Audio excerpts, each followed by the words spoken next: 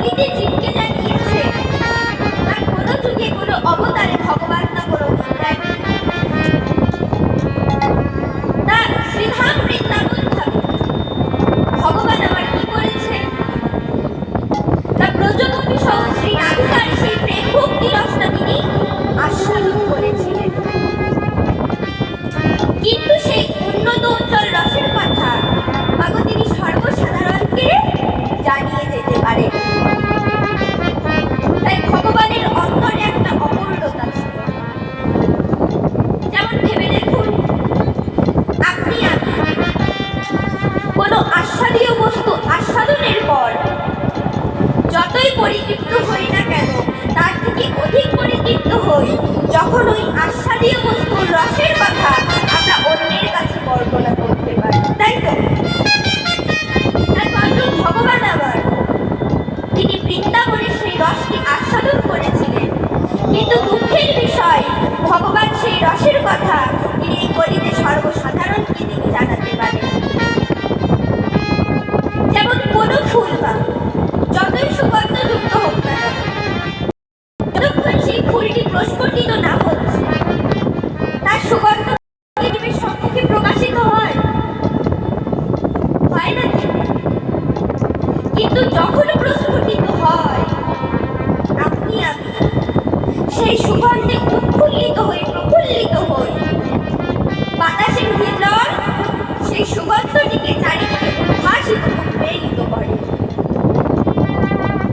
তদ্রূপ ভগবান শ্রীকৃষ্ণ হলেন আমার তেমনই একজন, যার অন্তরে সেই গোপীদের প্রেম ভক্তিতে ভরপুর ছিল, কিন্তু দুঃখের বিষয় ভগবান গিয়েছিল প্রস্ফুটিত হতে পারে।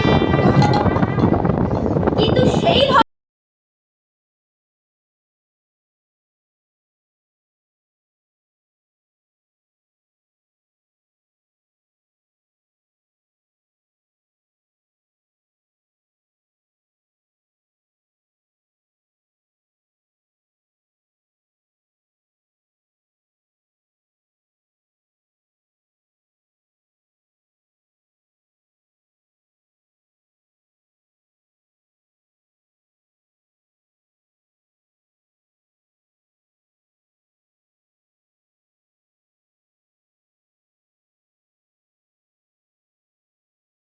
দিক দিয়ে দেখেন তাহলে দেখতে পাবেন যখন গৌতম বুদ্ধের জন্ম হয়েছিল এই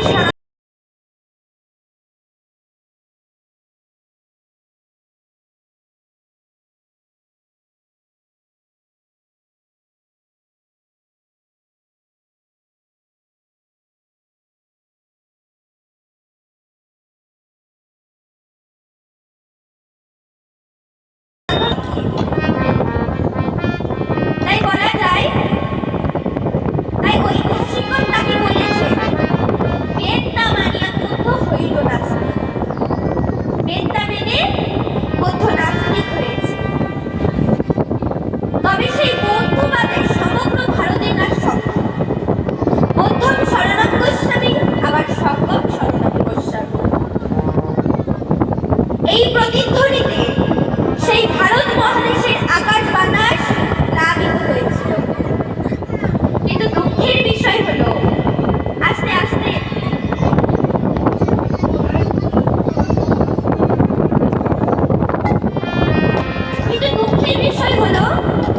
বৌদ্ধবাদের মধ্যে যে সন্ন্যাস, যে ত্যাগের কথা ছিল, তাতে কিন্তু ত্রিজগতে পুরোপুরি প্রেম প্রতিষ্ঠা হয়। তাই এই বৌদ্ধবাদ সনাতন বৈদিক বেদ থেকে বাদ পড়ে গেল। এরপর এসেছিল জগৎগুরু নির্বিশেষবাদী সাক্ষাৎ শঙ্কর।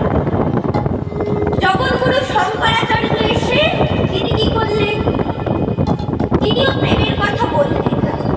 তিনি বলতেন আমি বেদ ও উপনিষদের অহং ব্রহ্মস্মি, অর্থাৎ অহং মানে আমি, অর্থাৎ আমি ব্রহ্ম। আচ্ছা বলুন তো মায়েরা, কেউ যদি চিনি হয় তাহলে তার কি চিনি আস্বাদনের সুযোগ থাকে? থাকে কি?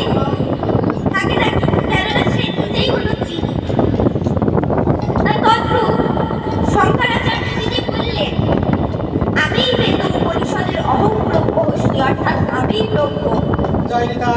জগতে মিথ্যা জীব বলে কোনো বস্তু নেই। শ্রীকৃষ্ণ ভক্ত মণ্ডলী, এই শ্মশান উন্নয়ন প্রকল্পের উদ্দেশ্যে আমাদের কমিটি থেকে আপনাদের নিকটে বার্তা ভিক্ষার জন্য আপনারা যে যা পারেন সেটাই আমাদের কমিটির তরফে জমা দেবেন। আপনারা যে যা পারবেন তাই দেবেন মায়েরা। জয় নিতাই, জয় শ্রীরাম। তাই জগৎগুরু শঙ্করাচার্য তিনি বললেন, আমি ব্রহ্ম, এই জগৎ মিথ্যা জীব বলে কোনো বস্তু নেই। কিন্তু মাগো ভেবে দেখো, মহাপ্রভুর দর্শনে আছে এ জগৎ মিথ্যা নয়, এটি অনিত্য, এটি ধ্বংস হবে ঠিকই, কিন্তু এটি মিথ্যা নয়। তাই অহং ব্রহ্মস্মি সর্বং খলিদং ব্রহ্ম, এই প্রণালীতে জগতে কোনোদিন প্রেম প্রতিষ্ঠা হয়। এরপর এসেছিলেন রামানুজ আচার্য সহ ভক্তির চার আচার্য এলেন। শঙ্করাচার্য তিনি কি করেছিলেন? তিনি করেছিলেন ওই বৌদ্ধবাদ থেকে তিনি সনাতন বৈদিক প্রেমকে রক্ষা করেছিলেন। এরপর এলেন রামানুজ আচার্য সহ ভক্তির চার আচার্য। তারাও জগতে প্রেমের কথা বললেন ঠিকই, কিন্তু সেই আলোয় জগতে কোনো প্লাবিত হয়। তাই অধপরে জীবের ভাগ্যাকাশে শিবের বাঞ্ছিত প্রধান বাঞ্ছিত অবতার শিরোমণি প্রেম অবতার আমার শ্রীকৃষ্ণ চৈতন্য মহাপ্রভু আবির্ভূত হলেন। নিতাই গৌর হরি হরি বল।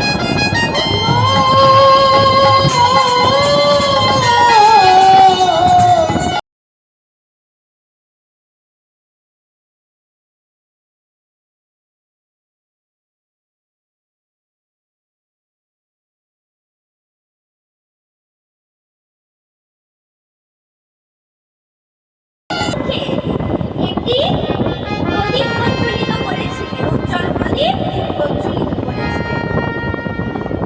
সে আলোয় বিশ্ববাসীকে মাত্র শুধু প্রেম দেন, শিবের বাঞ্ছিত, ব্রহ্মার বাঞ্ছিত, তাদেরও বাঞ্ছিত ব্রজ প্রেম, রাধা প্রেম বিতরণ করেছিলেন, যা জীবের ভাগ্যে পাওয়া কখনো সম্ভব নয়। সম্ভব কি? তাই মহাপ্রভুকে আবার প্রেম অবতারে বলা হয়। শাস্ত্রে আছে যে ভগবান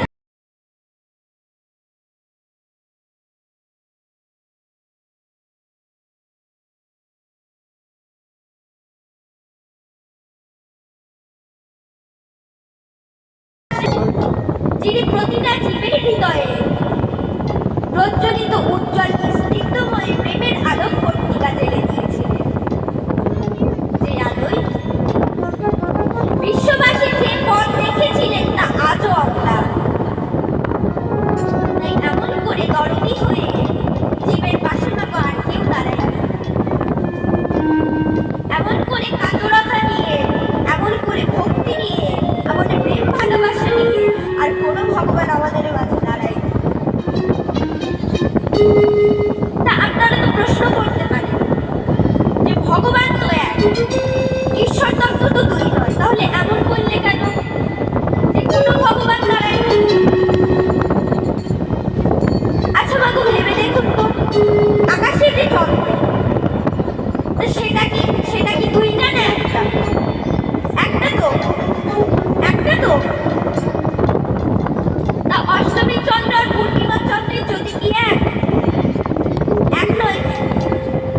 তা ঠিক তেমনই অষ্টমী চন্দ্র আর পূর্ণিমা চন্দ্রের যদি যেমন এক নয়, ঠিক তেমনই আমার ঈশ্বর তত্ত্ব এক হলেও সত্য ত্রিতা দাপরের ভগবান আর কলির ভগবানের মধ্যে কিন্তু অনেক ডিফারেন্স আছে। অন্যান্য যুগে ভগবান বলেছেন, কিন্তু এই কলিযুগে ভগবান আমার নিজে আচার করে জগৎকে শিক্ষা দিতে, নিজেকে যে জগৎকে দাঁড়িয়েছে। এমন করুণার ভগবান একমাত্র আমার শ্রীকৃষ্ণ চৈতন্য মহাপ্রভু ব্যক্তিদের আর কেউ ধরায় আসে। তাই বলি শোনো, একদিন নিত্যানন্দ প্রভু একটা প্রশ্নের উত্তর দাও তো। তুমি তো ব্রজে কত সুন্দর বাঁশি বাজাও,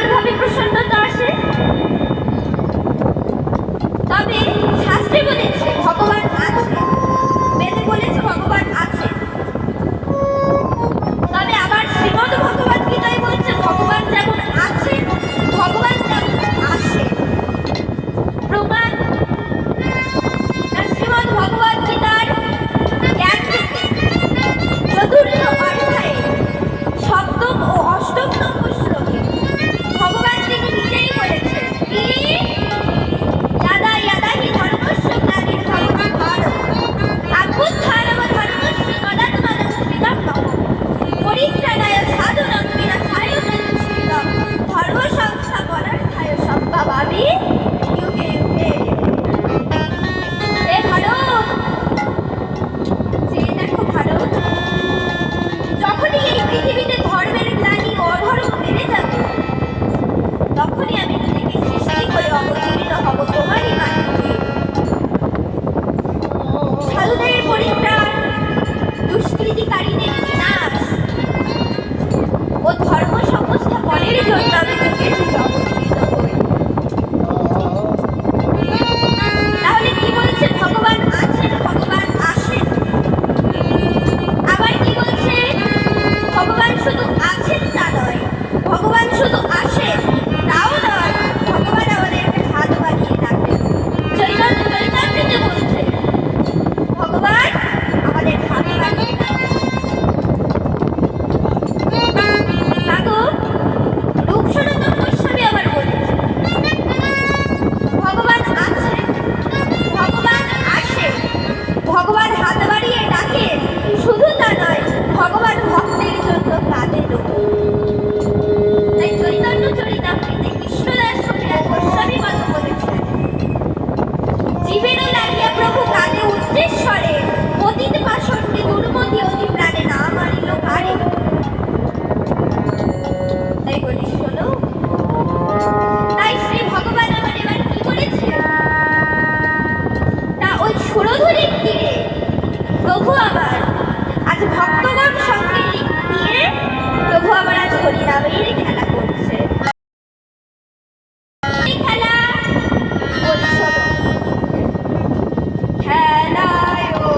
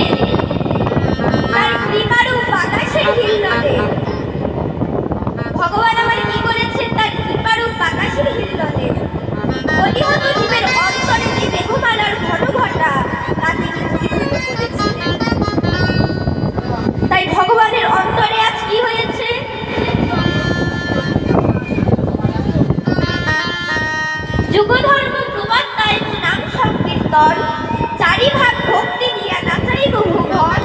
আপনি ভক্তভাব করি অঙ্গীকার, আপনি আচারি ধর্ম শিখাইব সবাই। তাই ভগবান তার ভগবত্ব ত্যাগ করে আর শ্রীধর নবদ্বীপের মাঝে প্রভু আমার অবতীর্ণ হয়েছে। শাস্ত্রে কি বলেছে? রামাদি অবতারে ক্রোধে নানা অস্ত্র ধরে অসুরে করিল সংহার, এবে অস্ত্র না ধরিল প্রাণে কারো না মারিল, হরি নামে উদ্ধারিত জগৎ সংসার। প্রভু আমার হরি নামে এই জগৎ সংসারটাকে তিনি উদ্ধার করেছে। ভগবান আজ কি করেছে? নিজে আচার করে আজ জগৎকে তিনি শিক্ষা দিচ্ছে, নিজে শিখে জগৎকে শিক্ষা দিচ্ছে, নিজে কেঁদে জগৎকে কাঁদিয়েছে।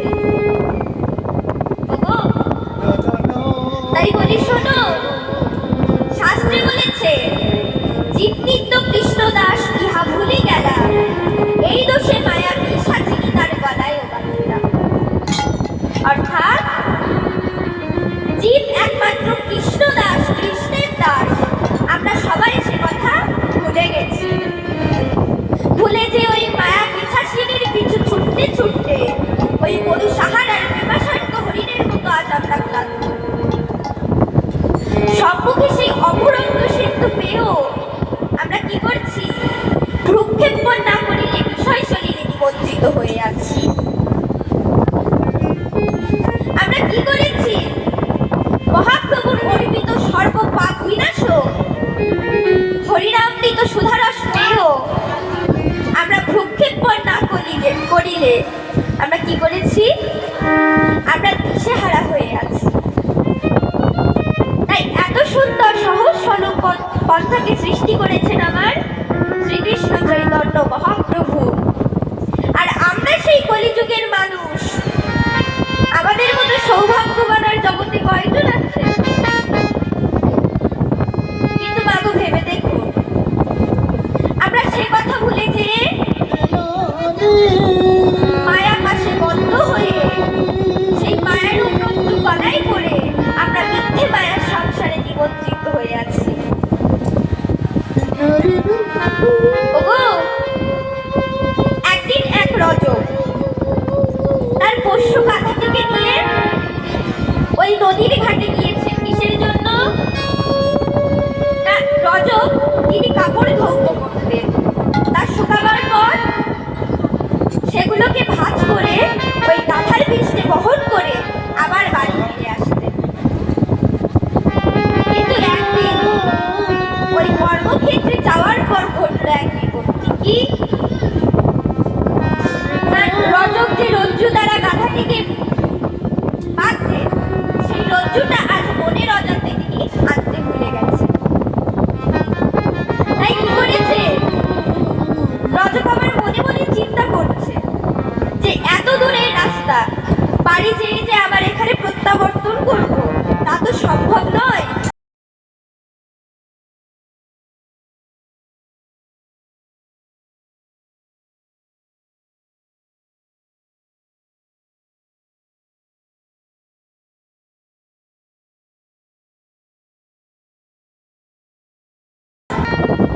তিনি রজকের এমন বিষণ্ণপূর্ণ বদন দেখে বলছেন, হে রজক, তোমার কি হয়েছে?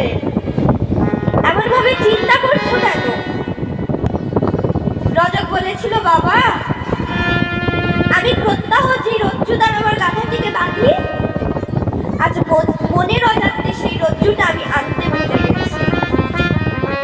তাই মনে মনে চিন্তা করছি আমি এখন কি করব।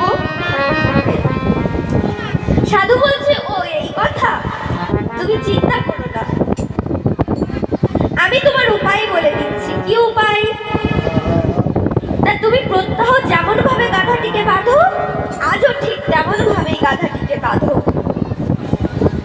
তা হয়, হয়েছে হলো নেই, কেমন ভাবে বাঁধবো? করেই তো নেই। সাধু বলছে, বাবা, তুমি প্রত্যহ যেমন দড়ি দিয়ে বাঁধো, তুমি হাতের ইঙ্গিতে বন্ধন করবে। হয়েছে কোনোদিন মা? হয়? কোনোদিন হয় না। তখন সাধু বলছে, তুমি আগে বেঁধেই তো দেখো কি হয়? এবার যেই মাত্র রজব গাধাটিকে বন্ধন করেছে হাতের ইঙ্গিতে, অমনি গাধাটি আবার বসে পড়েছে। কেন? তা গাধাটি ভেবেছে যে প্রত্যেক দিনের মতো আজও আমার মালিক আমাকে বন্ধন করেছে। এই বলে সাধু আবার সেখান থেকে প্রস্থান করলেন। রজব নিশ্চিন্তে তার সকল কর্ম সমাপন করে এইবার সেই কাপড়গুলোকে শুকাবার পর এবার সেইগুলোকে ওই গাধার পিঠে করে বাড়ি যাবেন বলে রজব কি করেছে? রজব আবার গাধাটির কাছে গিয়েছে।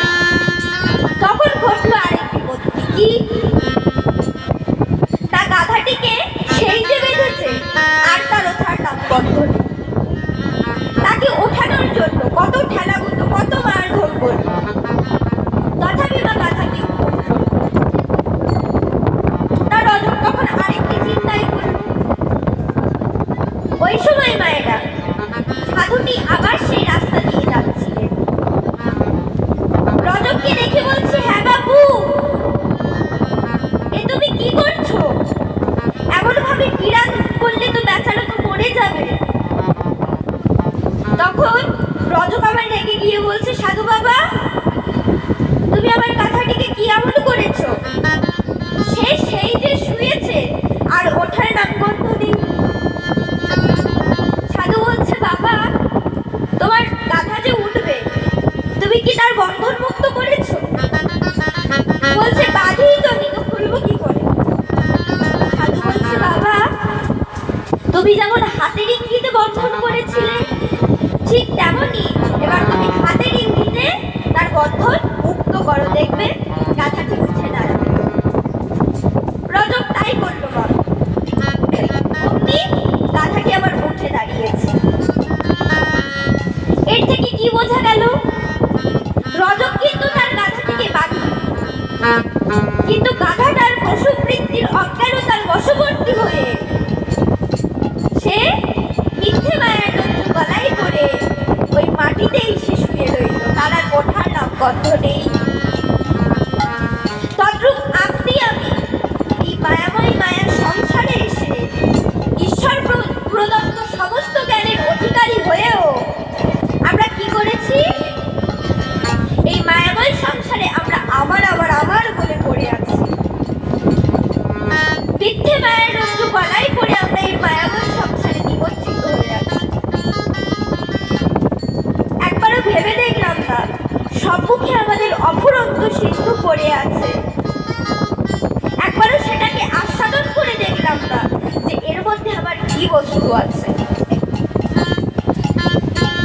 তাই আজ মহাপ্রভু আমার বেদি অবসান হয়ে জগৎ জীবকে ডেকে ডেকে বলছো, হে জগতের জীব, যে দেখো গগনে আর বেলা নয়, এবার তো বাড়ি ফিরে যেতে হবে। সারাদিন এই মায়াময় সংসারে এসে কতই তো খেলা খেলবে। শোনো জীব, প্রতিদিন পূর্ব দিগন্তের সূর্য তার আলোক চালিকে বিস্তার করে ওই পূর্ব দিগন্তের আকাশে 12 ঘন্টা খেলা করে। আবার নিজের আলোক চালিকে প্রত্যাহার করে বেলা অবসানকালে আবার ওই পশ্চিম আকাশে সে ঢলে পড়ে। তদ্রূপ শোনো, এই মায়াময় সংসারে এসেছিলে,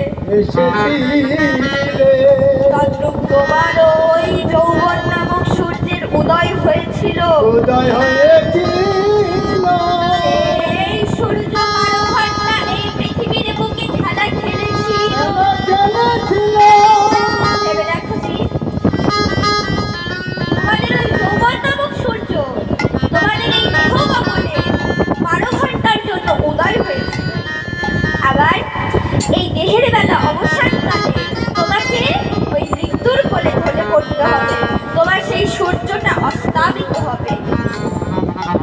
তাই মানুষ আছে, মানুষ যায়, কি অভিপ্রায়, কি কারণ, একবারও আমরা কেউ ভেবে দেখলাম না।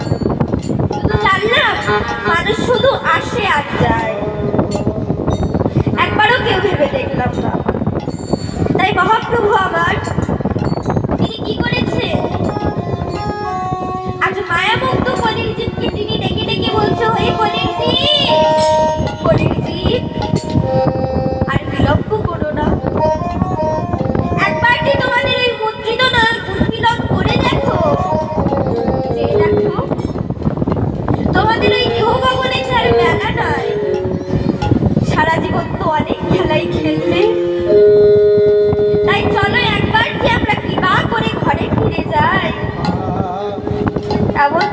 আমাদের আর হবে না। তাই সারা জীবন এই মায়াবী সংসার আমরা খেলা খেলে গেলাম, কিন্তু একবারও আমাদের ঘরে ফেরার কথা কারোর মনে নাই। বৈষ্ণব কৃতকর্ত বলেছে, শুধু এই জাগতিক জগতের বেলাটাই শুধু শেষ হয়ে যাচ্ছে তা নয়, আমাদের এই দেহ গগনে যে যৌবন নামক সূর্যের উদয় হয়েছিল তা আজ মৃত্যু কোলে সে আজ ঢলে পড়েছে। তাই জি সারা জীবন তো অনেক খেলাই খেললে, তাই চলো এবার আমরা ঘরে ফিরে যাই। তাই বৈষ্ণব কৃতকর্তা তিনি কি বলেছেন, দিন সারো দেখি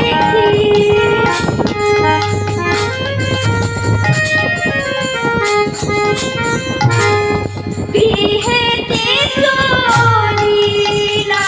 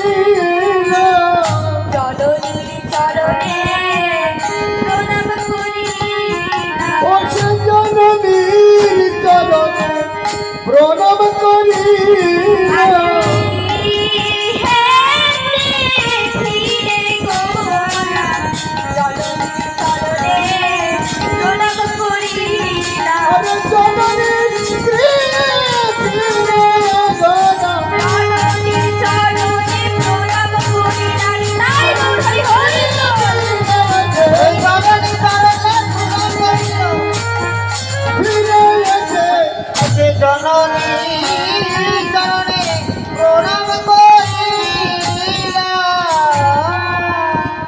মহাপ্রভু আবার তিনি কি করেছেন, সারাদিন হরিনামের খেলা খেলে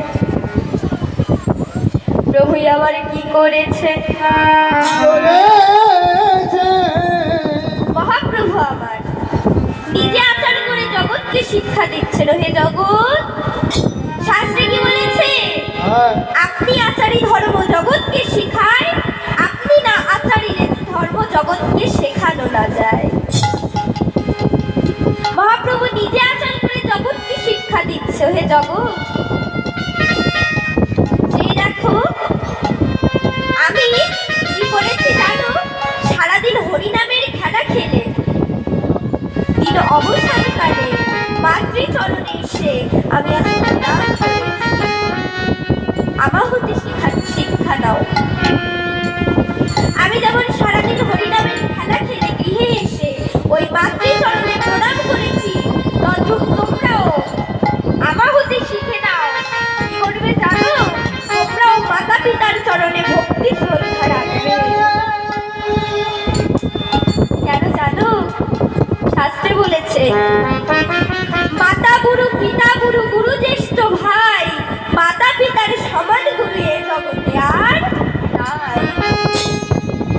অর্থাৎ মাতা পিতার চরণে যদি ভক্তি শ্রদ্ধা না রাখতে পারো, তবে তোমরা আমাকে লাভ করতে পারবে না। মাতা পিতাকে বাদ দিয়ে যতই ভগবান ভগবান করো না কেন, ভগবানের ভগবানের লাভ হবে না। কেননা মাতা পিতা হচ্ছে আমাদের আদি গুরু। মাতা পিতা ছাড়া আমরা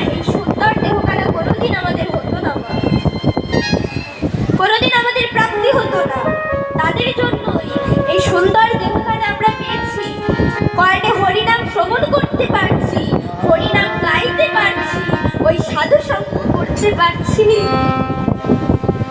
এটা তো আমাদের মাতা পিতার দেওয়ারই একমাত্র উপহার।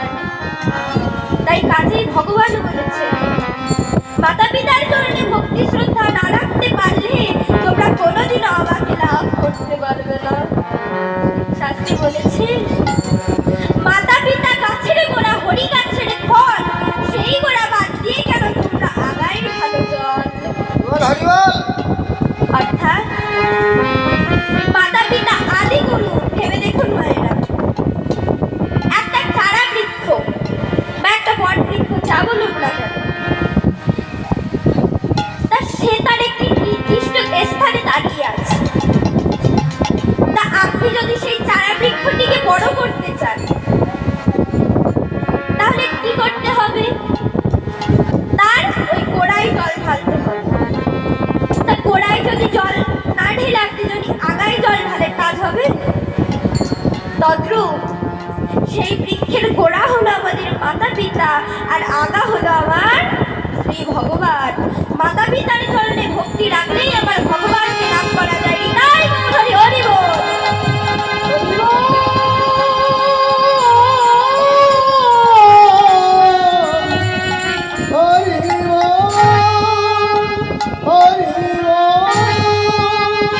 কাজেই মাতা পিতার চরণে ভক্তি শ্রদ্ধা রাখতে হবে। প্রমাণ, তা সেই প্রমাণ পেতে আমাদের সত্যত্রিকা দাপরে যেতে হবে না। এই কলিতেই তার হাজারো প্রমাণ আছে। যেমন, তা মহারাষ্ট্রের পান্ডারপুর নামে একটি রাজ্য ছিল। সেখানে আপনারা অনেকেই জানেন বিছেল ভগবান যে মন্দির ছিল, বিছেল। সেখানে মাধবেন্দ্রপুরীর দীক্ষা হয়েছিল। সেখানে নিত্যানন্দ প্রভু আর কুবেরের দুই দেহ এক হয়ে নিতাই চাঁদে পরিণত হয়েছিল। তো সেখানে এই বিছেল ভগবানজির মন্দির। মহারাষ্ট্রীয় ভাষায় এই বিছেল শব্দের অর্থ হলো বশ। তা ভগবানের নাম এমন হওয়ার কারণ কি? এরও নিশ্চয়ই একটি কারণ আছে। সেই কারণটা কি? না, এখানে একজন মাতা পিতা ভক্ত ছিল। সে অতি মাতা পিতাকে অতি ভক্তি সেবা করত। তার ভক্তিতে সন্তুষ্ট হয়ে ভগবান তার ভক্তিতে সন্তুষ্ট হয়ে কি করেছিল? তার মাইকটা বন্ধ করে দেন, আজান যাচ্ছে। বাগো, তিনি কি করেছিলেন? ওই বৈকুণ্ঠ থেকে এই ধরাধামে নেমে এসেছিলেন। কি করেছিল ভগবান? সেই ভক্তের ভক্তির লালসায় সেই ভক্তটির সম্মুখে যেয়ে বলেছিল, রে ভক্ত, ভক্তরে ভেবে দেখ, সারা জীবনে তুই তো মাতা পিতার সেবা করে দিলি, একবার কি আমার সেবা কর না রে?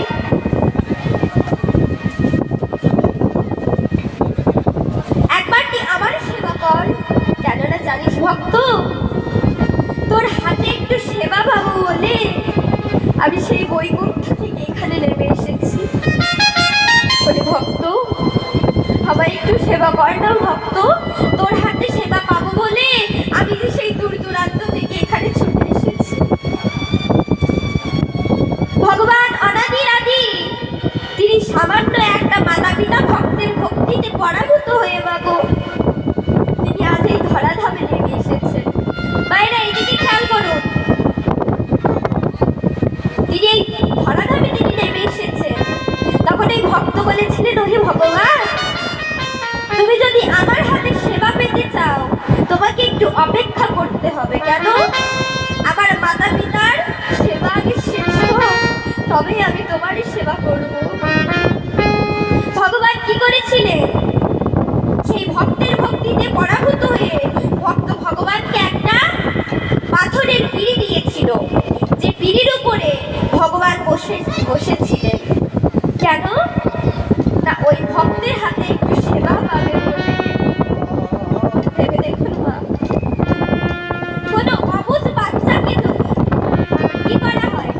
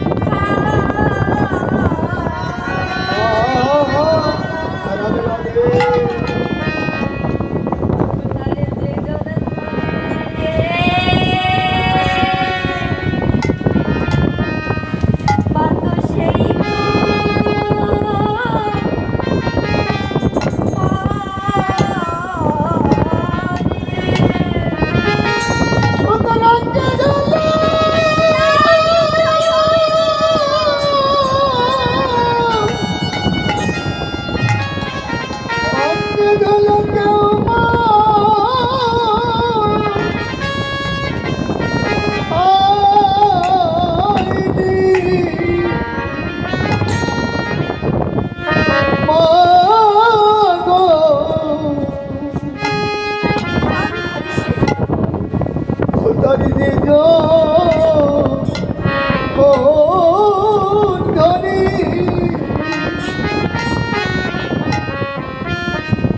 ও ভাবে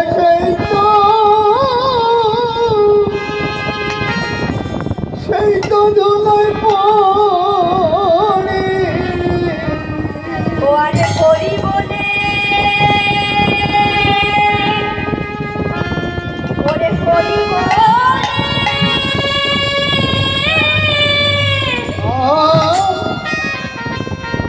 করি বলে কেঁদে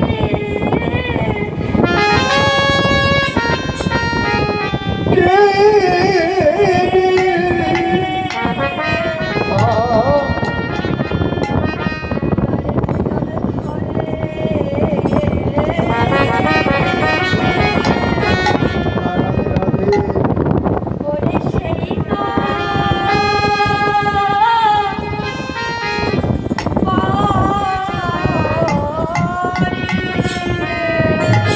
হরি বলে হরি বলে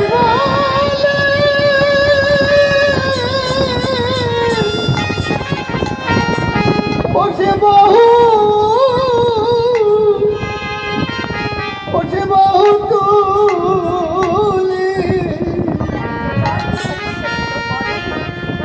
অমুকি কৃষ্ণ কৃষ্ণ ওসে কৃষ্ণ কৃষ্ণ বলি ও যদি প্রাণপতি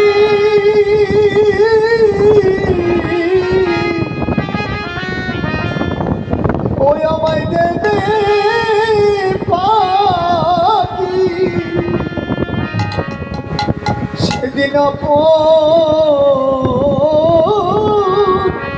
বলি ও কেউ থাকবে আমায় থাকবে না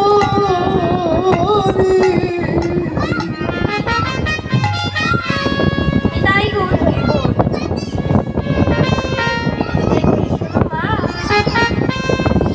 তোমার নিমায়ের অঙ্গে গুলা কেউ বা খায় নাই তবে তাকে আজ তাকে আস্তে আস্তে তবে তাকে আজ তাকে দেওয়ার কি হয় জানো ফলটা না উল্টো হয়ে যায় আরে যেটা ধরে সেই তো না আবার ধুলাই লুকিয়ে পড়ে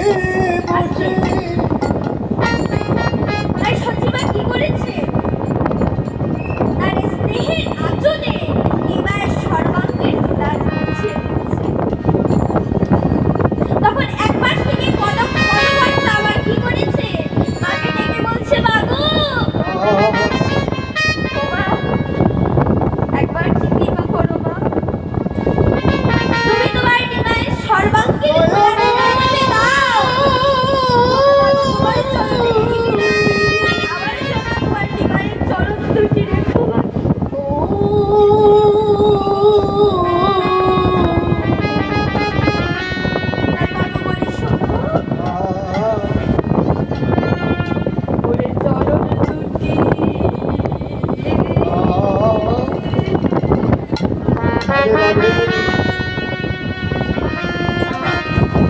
ওরে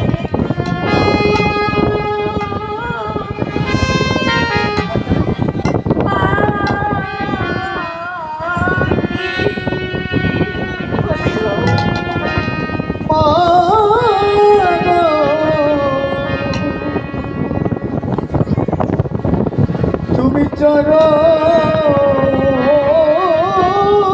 দুটি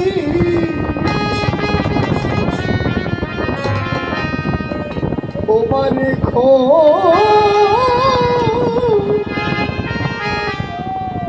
ও তুমি রেখো কি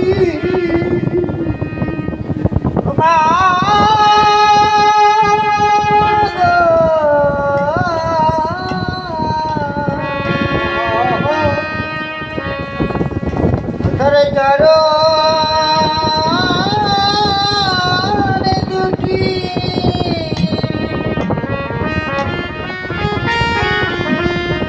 চরণ দুটি রেখো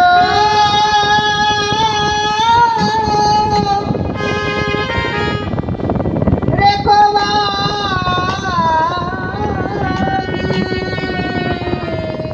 ওই আমার চরণের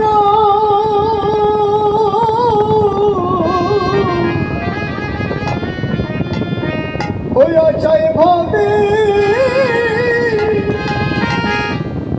আমার ভাবে আশা আমার চরণ দুটি ও তুমি রেখো ও তুমি রেখো কি ওই চরণের আশা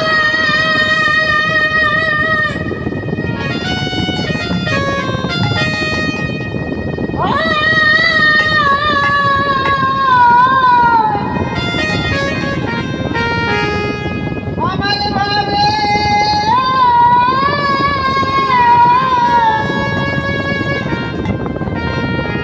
আমার ভাবে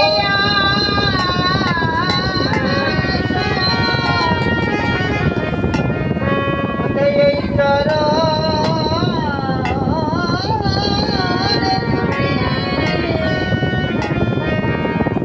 রেখো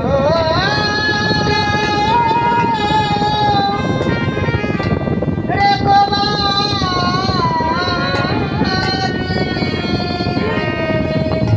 তুমি চরণ ছাড়ো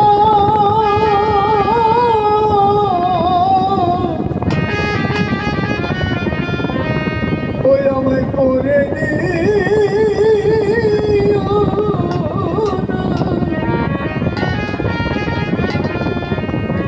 ও আমার চরণ দুটি ও মানে তুমি রেখো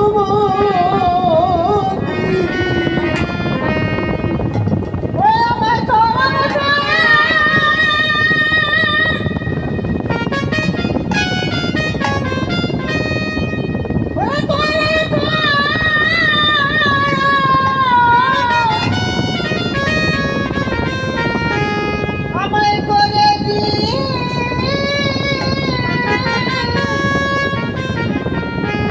করে দিও না আর এই চরণের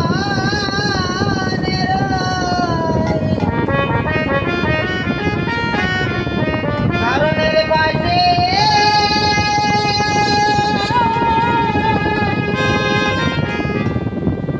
বাজে রে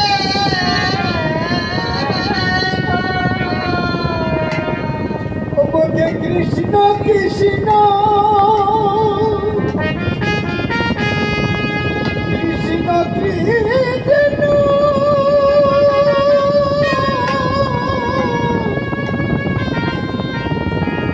ওকে কৃষ্ণ বলি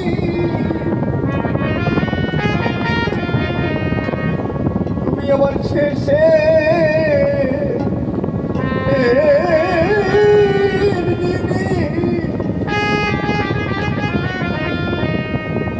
ও তুমি দিও না আমায় দিও না ফাঁকি।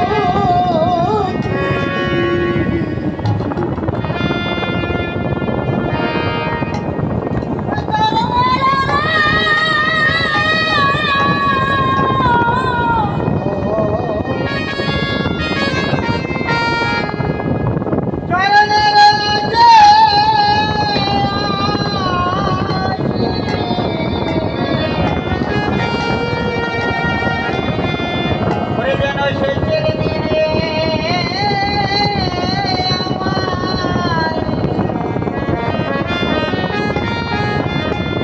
আমায় দিও না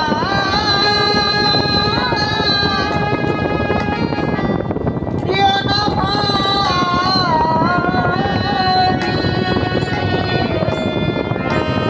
ও যদি খাঁচা ছাড়ি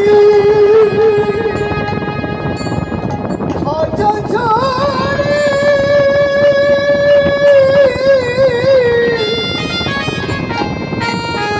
আমার পালাবে পালাবে প্রাণ পাখি সেদিন তুমি জানো আমার দিও না দিও না